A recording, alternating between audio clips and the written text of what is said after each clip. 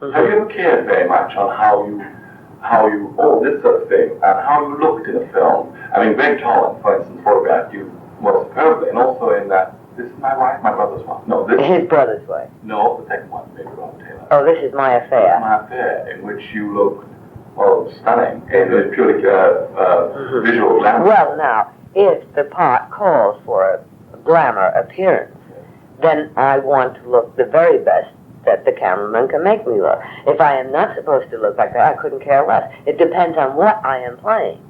You know, if I'm supposed to be, an old bag or something like that, fine, let's go. Let's do anything at all to make it real. But if I'm supposed to be glamorous and all that sort of thing, then I want the best cameraman that's available. You do? Oh, yes. In the 40s, when you did a lot of glamorous type roles, did you then insist on having cameramen who you knew, or did you just say, well, give me the best one you have, because I don't want to look bad? Well, give the best they can get, of course. But you never said, this is man photographed me well. Oh, no, because there are so many wonderful cameramen out there. It isn't just one or two that are exceptional. Then we have some extraordinary, marvelous cameramen. This upload is made by the concluding chapter of Crawford. What sort of things do you demand, though, in relation to a good story? A good story? Yes. And after that you say... First of all comes the story. I want a good story. It's like building a house. That's your foundation. That's the basement, the steel and the cement. That's solid. That's the important thing. Then your interior decorator is the second thing in the house. That's my director. That I want.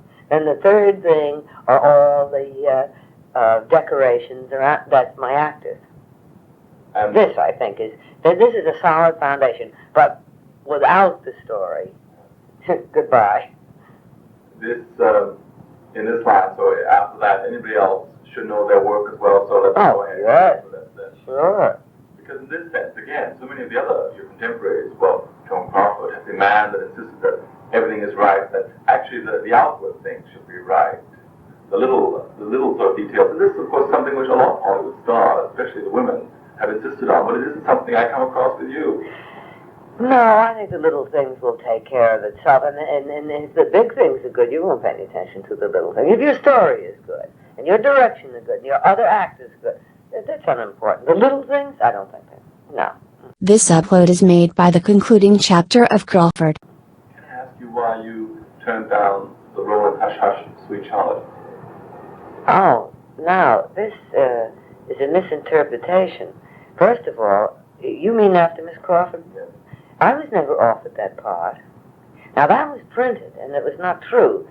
Robert Aldrich had offered me the part opposite Betty when Miss Crawford became ill. That's not true. He did not.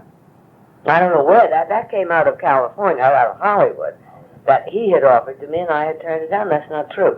What happened was originally, with Betty Davis and Joan Crawford, Bob Aldrich wanted me to play a little vignette in there. It was about 3 or 4 days' work. And Mary Astor subsequently played it. I read it, and I didn't care to play it. That was as simple as that. Now, when Joan became ill, this story all of a sudden came out of Hollywood. I think they said that Aldrich...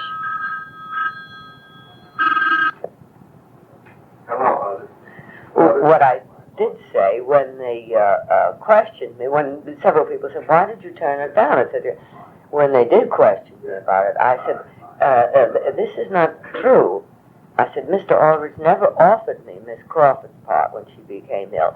But had he offered it to me, I certainly would have checked with Joan first, because Joan is a friend of mine. Yes. And I would have checked with Joan first as to whether or not she was able to carry on or what. This is what I did say. Yeah. This upload is made by the concluding chapter of Crawford. She was very upset by it, I gather, when the part was given to somebody else. But this sort of, I would think, this sort of artistic integrity is very rare, especially today when it catch. But I most certainly would have done it had Mr. Aldrich come forward and said, I certainly would have called Joan and said, are you available? Are you going to be well enough? Or what? What should I do? This horror film thing, like The Night Walker... It is not a horror. You mean The Night Walker? No, it is not a horror film. It's a shocker suspense. It's a difference. Horror, you know, is with the heads rolling and the blood and gore and all that sort of thing. This is a shocker suspense film. Nothing like what happened to Baby Jane. In that way, it gives you a chance to pull out all the flaws and just. Well, it borders on that, but it isn't gory. That's what I mean. Is this the part that type of part you played before, or do you find it unusual? No, it's probably the first time I've played this type of thing. Yes. Do you enjoy this? Oh, very much so. You feel that this type of film. I'm going to capture it with things like Baby Jane, because this film has suddenly reopened.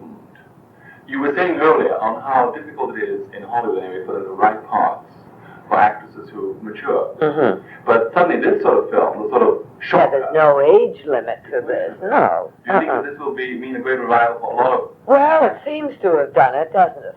You think it's a good thing? Of course it's a good thing. Sure. And do you think this will help you a lot for other things? Well, I don't know about that. Do you know what's coming up? No, I don't. William Castle, who produced and directed The Night Walker, he just bought a book. As a matter of fact, it's an English book. It's called The Possessors. Yes. And he just bought that book. And he's been talking to me about it. Well, it's right in its infancy now, having just bought it. He's just blocking it out. And I read it, and it's an interesting character, and I would be very much interested in playing it. But we'll see what comes out. Have you any plans to go to England with The Night Walker? No, but I wish somebody would ask me. I love England. No, I don't have to ask you, but I can't. No, I love England very much. They were wonderful to me. This video is brought to you by The Concluding Chapter of Crawford, a comprehensive research guide to Joan Crawford. www.theconcludingchapterofcrawford.com. Join us on Facebook, Instagram, and Twitter.